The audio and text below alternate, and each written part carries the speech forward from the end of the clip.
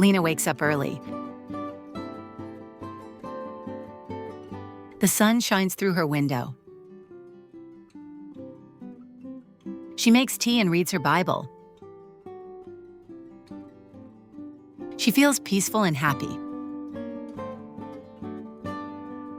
Today is not a special day,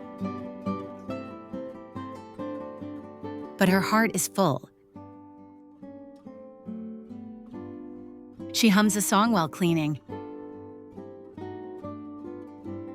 She smiles as she walks to the store. The cashier says, "You look happy today." Lena laughs.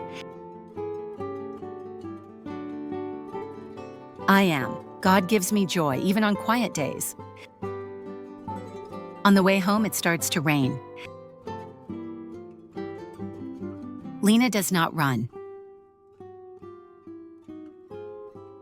She lifts her face and laughs. Thank you, Lord, she says. Her clothes are wet, but her heart is warm with joy.